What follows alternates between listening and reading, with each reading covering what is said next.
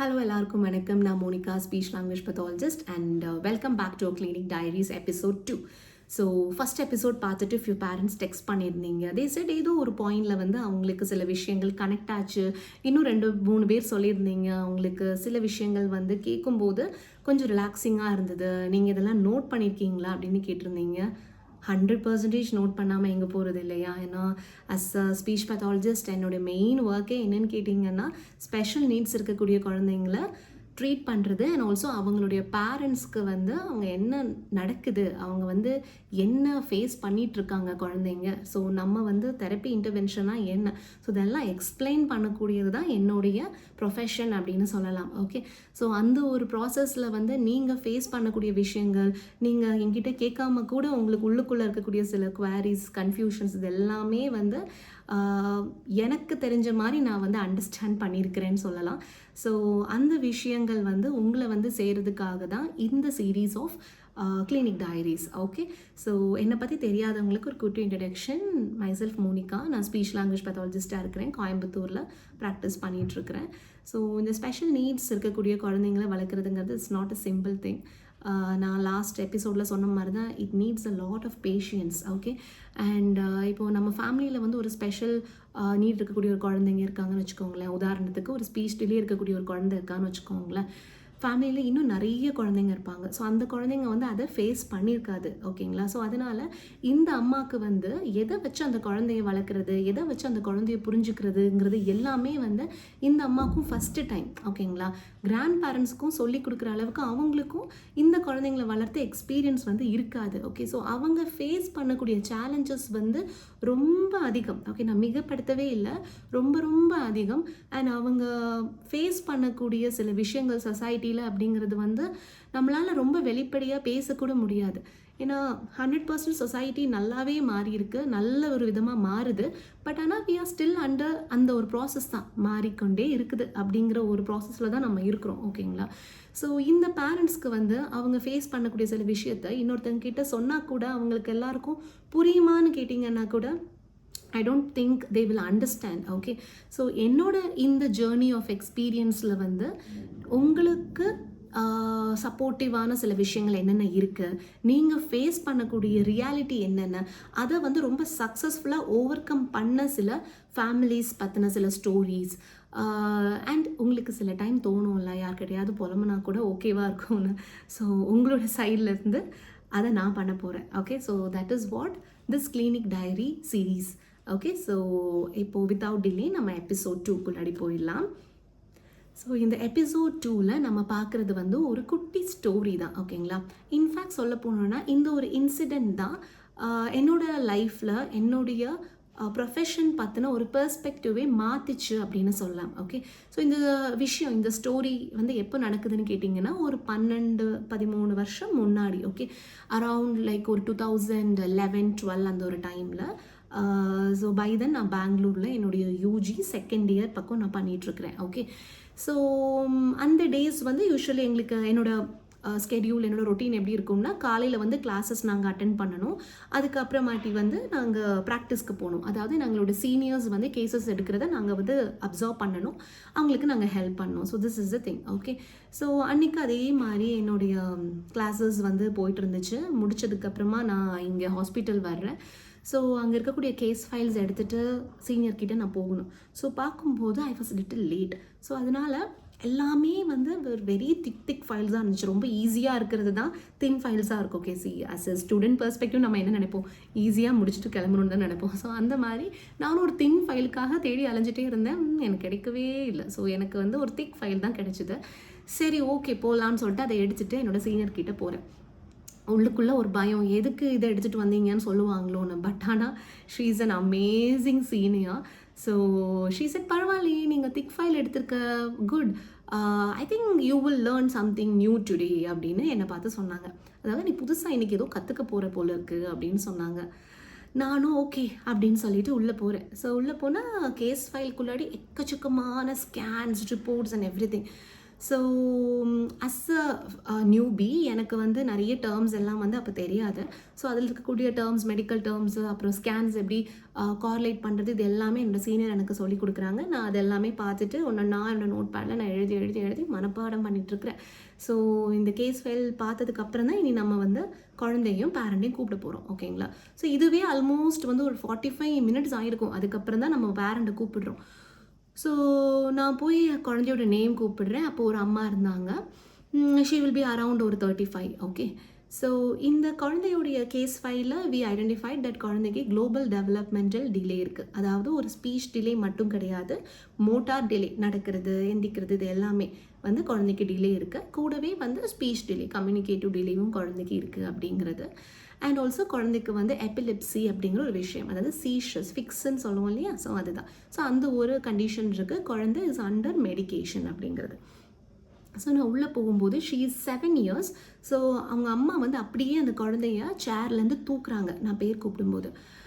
கூடவே வந்து she will have a diaper bag, அப்புறம் ஒரு ஃபுட் பேக்கு, அண்ட் ஆல்சோ அவங்களுடைய ஹேண்ட் பேக்கு. ஸோ நிறைய விஷயங்கள் சேர்த்து கேரி பண்ணுறாங்களா.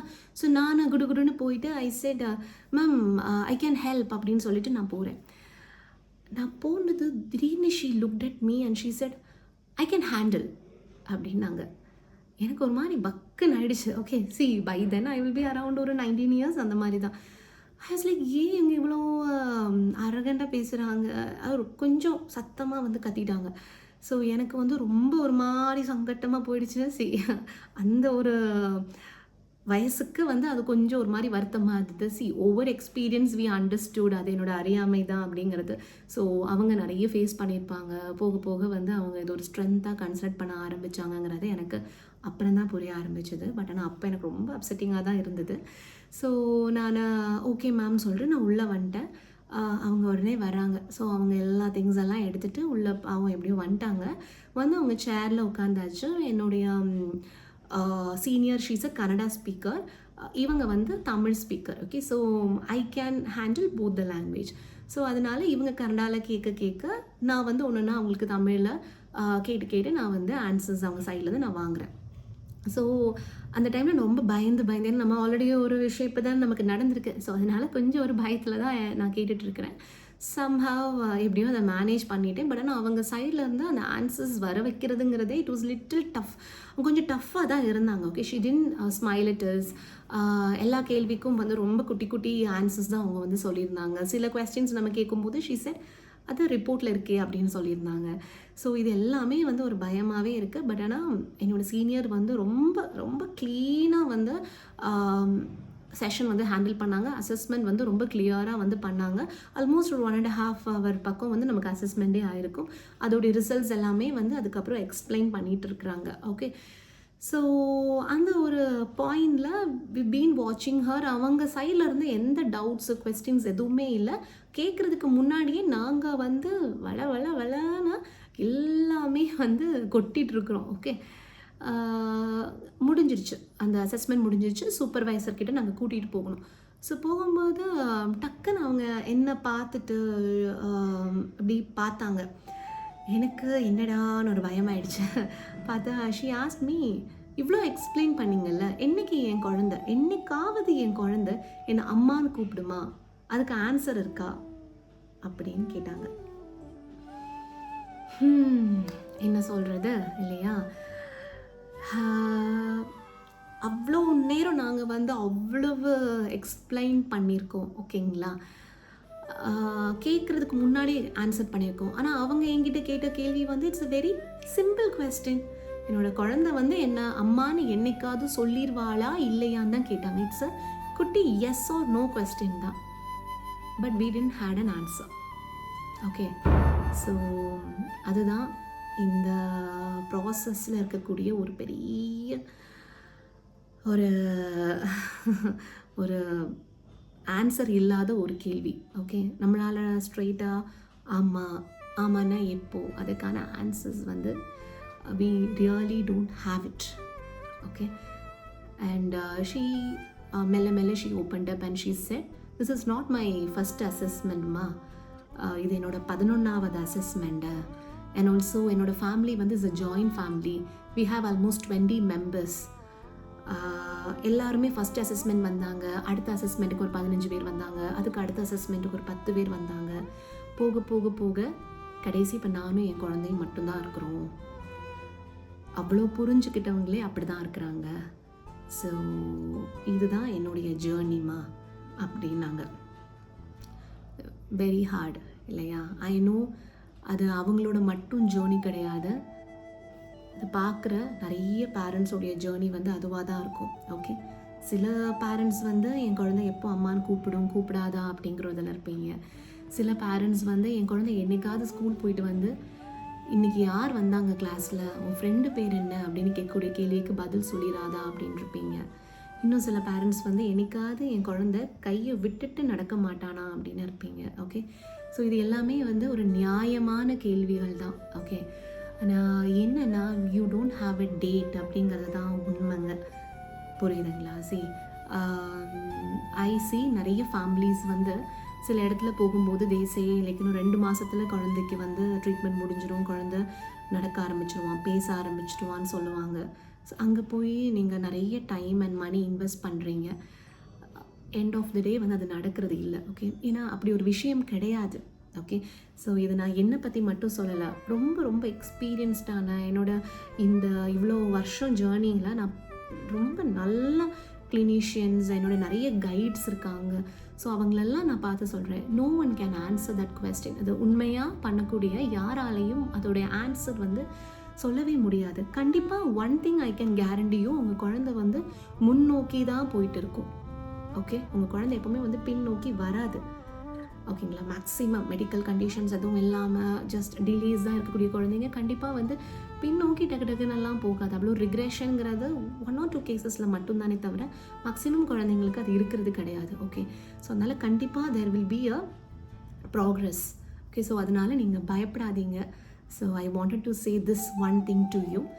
இன்னொரு விஷயம் வாட் ஐ வாண்டட் டு சேனா, இந்த குழந்தைங்களுடைய இந்த லாங் டேர்ம் ஜேர்னி, இந்த லாங் டேர்ம் ஒரு விஷயத்துக்காக அந்த ஒரு அம்மா எனக்கு பசிக்குது அப்படின்னு ஒரு குழந்தை சொல்லணும் அப்படிங்கிறதுக்காக நீங்கள் வெயிட் பண்ணி ஒரு பாயிண்டில் என்ன ஆகிடுவோம்னா, நம்ம வந்து கடிவாளம் கட்டின மாதிரி நம்ம சைட்ஸில் நடக்கக்கூடிய நிறைய விஷயம், மேபி உங்களுடைய பார்ட்னர் கூட உங்களுக்கு இருக்கக்கூடிய ரிலேஷன்ஷிப், உங்களுடைய பேரண்ட்ஸ் கூட இருக்கக்கூடிய உங்களுடைய ரிலேஷன்ஷிப், உங்களுடைய இன்லாஸ் கூட இருக்கக்கூடிய ரிலேஷன்ஷிப், உங்கள் ஃப்ரெண்ட்ஸ் கூட இருக்கக்கூடிய ரிலேஷன்ஷிப், உங்களுடைய ப்ரொஃபஷன், உங்களுடைய கரியர், உங்களுடைய ஹாபீஸ், உங்களுடைய விஷயங்கள், இது எல்லாத்தையுமே அப்படியே நீங்கள் எலிமினேட் பண்ணிவிட்டு அந்த ஒரு கடிவாளம் மட்டும் கட்டிட்டு குழந்தை பேசிடாதா, குழந்தை இந்த வார்த்தை சொல்லிடாதாங்கிற மட்டும் நீங்கள் பார்த்து ஓடிக்கிட்டே இருக்கீங்க. ஓகே, இதை நான் தப்புன்னு நான் சொல்ல வரல.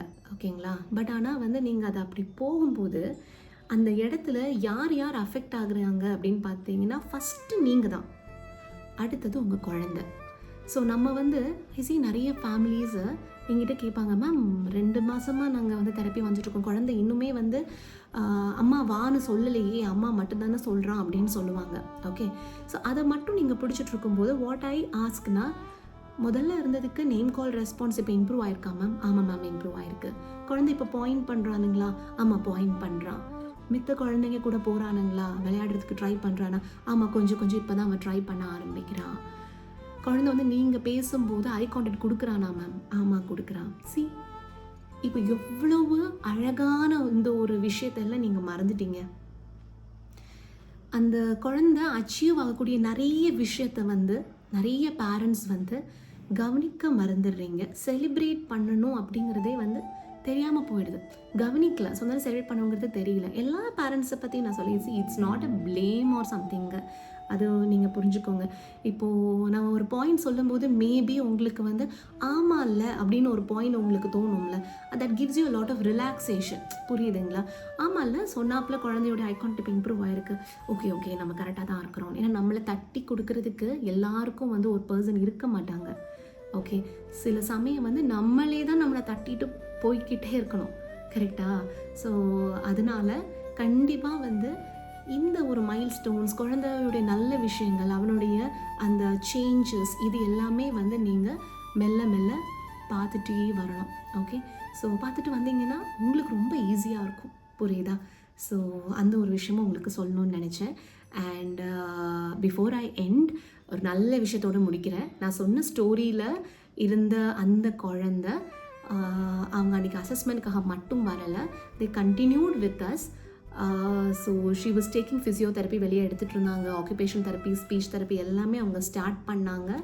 குழந்தை வந்து நடக்க ஆரம்பித்தா, குழந்தை வந்து கம்யூனிகேட் பண்ண ட்ரை பண்ண ஆரம்பித்தா, அப்புறம் கம்யூனிகேட் பண்ண ஆரம்பித்தா, மெல்ல மெல்ல அவளோட தேவைகளுக்கு வந்து அவள் பேசவும் ஆரம்பித்தா. ஓகே, அண்ட் ஆல்சோ சொல்கிறதெல்லாம் திருப்பி சொல்கிற அளவுக்கு வந்து அவள் வந்துட்டா. ஓகேங்களா, இது எதுவுமே அகெயின் டக்கு டக்குன்னு நடக்கலைங்க. பட் ஆனால் it all took some time தான். அண்டு நான் அது கூடவே என்ன பார்க்குறேன்னா, அந்த அம்மா வந்து கொஞ்சம் சிரிக்க ஆரம்பித்தாங்க.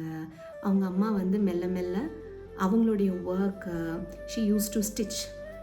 ஸோ அவங்க வந்து அதை ஸ்டிச் பண்ண ஆரம்பித்தாங்க, அதை நான் பார்த்தேன். அண்ட் ஆல்சோ அவங்க அம்மா கையால் நாங்கள் பிரியாணியும் சாப்பிட்டோம் ரம்ஜானுக்கு. யா, so end of the day it's a beautiful journey தான். ஓகேங்களா, see you all have a lot of strength. அதனால தான் உங்ககிட்ட அந்த குழந்தை இருக்குது. ஓகே, என்ன நமக்கு இடையில கொஞ்சம் ஒரு இன்டர்வல் வரும், அது தேவைதானே அந்த இன்டர்வல், இல்லையா? ஸோ நம்ம வந்து இதெல்லாம் தாண்டி நம்ம வந்து போய்கிட்டே தான் இருப்போம். So don't worry. So before I end a குட்டி reminder, take care of yourself, that is one thing. இன்னொரு விஷயம் வந்து நம்ம கண்டிப்பாக வந்து அந்த டெஸ்டினேஷனுக்கு, அந்த இடத்துக்கு நம்ம போயிடுவோம். ஓகேங்களா, ஆனால் போகிறதுக்கு முன்னாடி இருக்கக்கூடிய இந்த ஜேர்னியையும் நீங்கள் செலிப்ரேட் பண்ணுறதுக்கு ஆரம்பிங்க, இந்த ஜேர்னியை கவனிக்க ஆரம்பிங்க. அண்ட் கிளினிஷியன்ஸ் யாராவது பார்க்குறீங்கன்னா உங்களுக்கு குழந்தை என்ன லெவலில் இருக்காங்க, நம்ம எதை நோக்கி போயிட்டுருக்கோம் அப்படிங்கிற ஒரு கிளாரிட்டி வந்து பேரண்ட்ஸ்க்கு கொடுங்க. ஸோ அப்போது ரெண்டு சைட்லேயுமே ஈஸியாக இருக்கும், உங்களுக்கும் ஒர்க் பண்ணுறது ஈஸியாக இருக்கும், பேரண்ட்ஸ்க்கு வந்து அது நிறைய விஷயங்களை வந்து கொடுக்கும். ஓகே, அண்ட் நம்ம கையில் வர்றது வந்து ஒரு கேஸ் ஃபைல் கிடையாது. ஸோ அது அன்றைக்கி தான் நான் ரியலைஸ் பண்ணேன், it's a journey of a family. Yeah, so நம்ம நெக்ஸ்ட் ஃப்ரைடே பார்க்கலாம். அன்டில் தென், பை பாய்.